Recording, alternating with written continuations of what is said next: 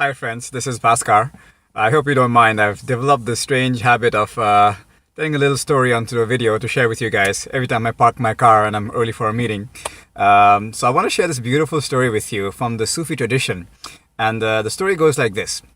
There was once this king, this emperor, who in his sleep he had this vivid lucid dream where this tall dark figure came to visit him, and it was a lucid dream. So he said to this figure, "What are you doing here in my dream?"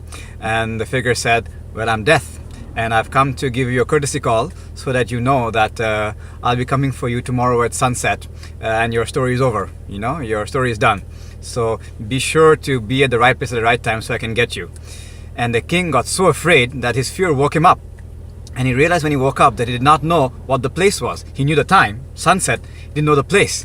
So in panic, he called all his advisors and, his prophets and saints and soothsayers and fortune tellers and mystics and so on, and said, "I need to know what the place is so I can avoid it. So I won't be there." And they consulted their scriptures and the ancient texts, and they debated and argued the whole night, and now the morning had come. And once sunrise comes, the king panicked even more, because sunrise is just the other side of sunset. His time is almost up. And they were keeping on debating and debating until the king's old servant came to him and said, I'm not a big shot like these guys, and just want to tell you that I've never seen these people agree on anything. They are constantly arguing and arguing. In fact, their profession is arguing. That's all they do. So don't hope for them to come to a conclusion. However, if you really want to do something, it occurred to me that the only thing you can do is to basically get on your strongest and fastest horse and go as far, far, far away as you possibly can. That's the only thing you can do. And the king thought this was good advice, sage advice. So he said, "Good, I'll do that."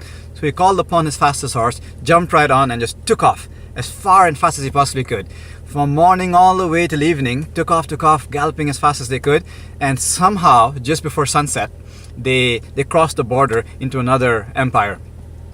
And the king was so grateful.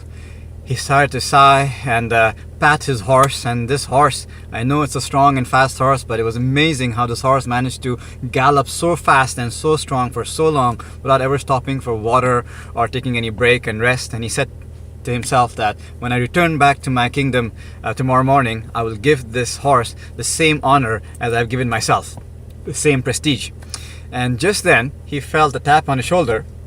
He turned around to find this big dark looming figure, and it was Death. And Death said, "You know what, it's actually I who should be thanking this horse.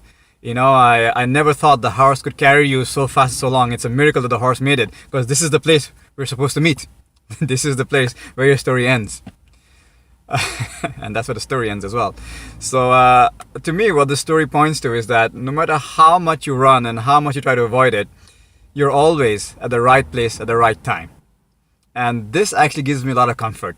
No matter what's going on, I have a gazillion deadlines and projects, and or there I'm stuck in a traffic jam. This notion that I'm always in the right place at the right time, and there's a divine symmetry to everything, it just means, why worry? No need to worry, no need to be concerned, no need for stress.